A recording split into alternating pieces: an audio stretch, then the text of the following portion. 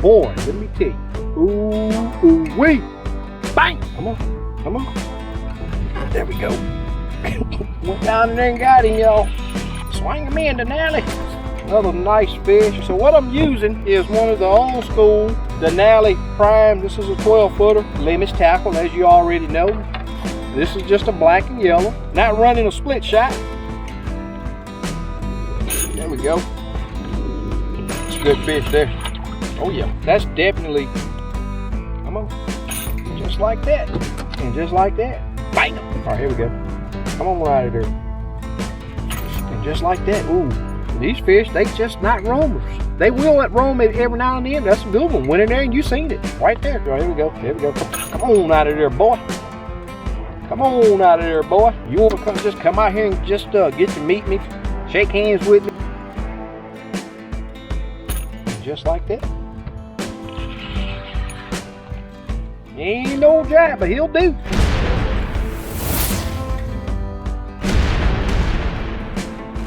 Let's go get them.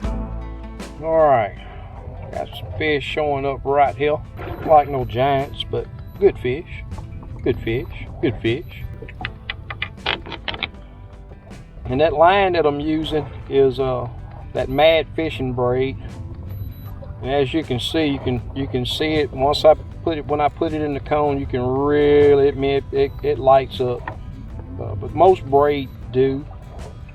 Just about all braid do. It's not a particular thing that I talk about a lot, but because just about all braid do show up really well on Livescope. So I'm not for sure if some of you noticed, I did not charge my batteries. Since my last trip, I fished all day. Well, I was done with my guide trip, but I still fished, came back out and did some scouting.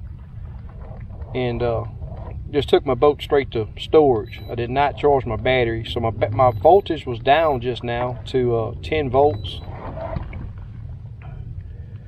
And I'm gonna bump my gain up to 58 right there.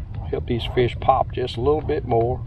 And it just depends on the bottom. You know, I got off that little ridge over there, and I know that it's a really sandy ridge, so this may be a mud bottom that I'm on right now. And as you see, I mean, that's why I tell people all the time that don't just get those settings. Understand why you have to make those adjustments.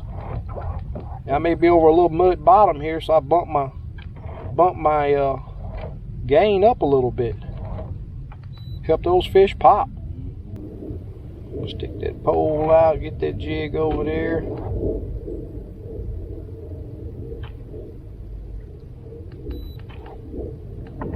And here he goes. Little bitty guy. Nothing big about him. Nothing but a thump and a pull. And that's what the goal is, right? We're going to let him make it, but he'll legal fish, but not what we want. 10.5 inch fish. I see another one right there. I'm going to try to drop right back down there. Got a little breeze blowing, so we're having enticed a lot of these fish. We're just having to entice them. Get there, make them mad, bump them on the nose.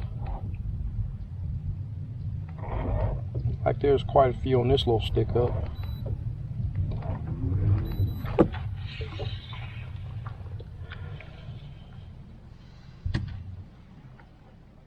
So much bait there, you gotta let your jig fall beneath the bait before you can see your jig.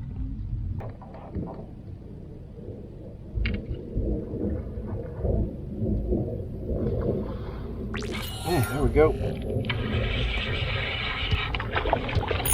Another just 10-inch fish. 10.5 maybe. But it made good footage. Made good footage. That fish may make 11 inches, but we're gonna let it make it.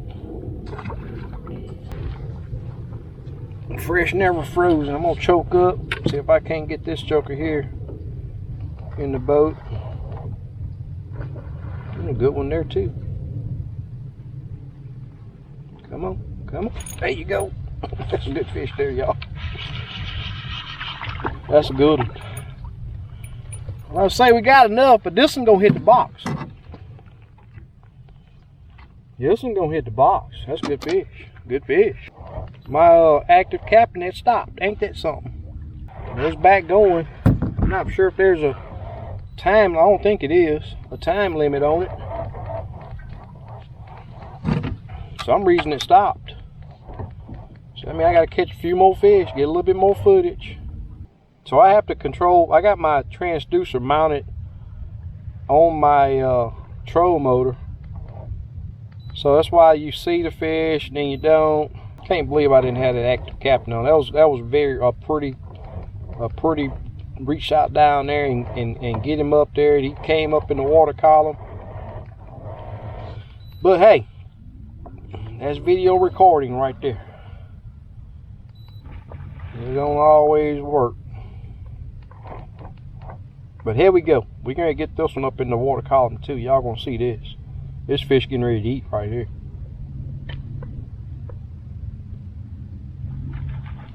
And just like that. Just like that. Just like that. Swing him in, Denali. There we go. Another slab. Alright, we're gonna run to a different area just to check. It's like I say, this is a scouting trip. I'm not out here to, I mean, the box is already loaded, but that's not my purpose today. I'm out here just scanning. I got some trips coming up, and just doing some scanning, putting that work in. So here's some good stuff that'll help you catch more fish. This is the same day, same trip. I did not record anymore. However, I did have my active captain going just a little bit to get some short clips for other social media platforms. Here's something that I'm gonna put on your plate. One, I'm a full-time guide, and some of you may know that. I did put my contact info in different parts of this video. So if you like to get out and get on the boat with me and see what I go through to put these fish in the boat, just have a great time. I work really hard to keep my customers satisfied. I got several repeats. I got several customers coming from out of state to fish with me. So I feel that I'm doing a pretty good job out there. And I do give a no catch, no pay guarantee. I hadn't had that happen but a couple times since I've been guiding. I'm a man of my word on that. I'm gonna tell you something. If you guys got boats and got Livescope, bad habits are worse than no habits. And I'm giving you guys some really good stuff here. And it's like I said in part one, put some really good information in that video too. I'll put a link in that to that video right here. One thing that you want to do is, one, learn how to set your unit. Any electronics, you need to learn how to set it, and it's not hard. I advise coming out on a trip with me because you get hands-on how and what to set. But there are things that I've talked about in this video that are very important for you to know. And once you do that, on the water is hands down the absolute best training or exercise you can do to get good with Livescope. And I know you want to get out and just put fish in the boat, but the first thing you need to do is be able to put that jig in that cone. Live Tech only has a narrow beam, so you want to be able to get that jig in the cone, and because you only have seconds. You only have seconds to get that jig to the fish, and that's one of the most important things with Livescope, is being able to move fast, get that jig to that fish very fast. And that's my biggest tip for you guys in this series, is being able to get your jig in that cone, because it will help you tremendously get fish in the boat. I really do appreciate it that you're watching the video. Please hit that thumbs up. If you're not subscribed, subscribe to the channel. As you all know, those numbers do mean things. I'll be able to get more and bigger sponsors to the channel. You do know I do giveaways, so subscribe to the channel. Let's make this thing grow.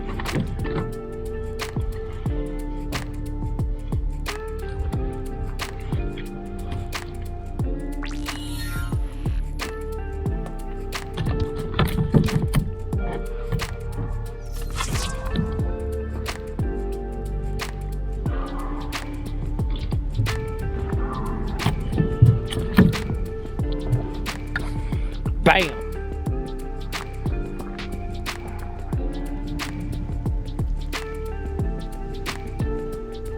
Not too bad for a few few hours of fishing, a couple hours actually, I believe. Oh yeah. Oh yeah. Getting ready to fillet these bad boys up. As you know, that old Rapala R12 gets the job done. Hey guys, is what it is. Gotta get out here, put that work in, make it happen. Like I said, hit me up. You wanna get out here on the trip?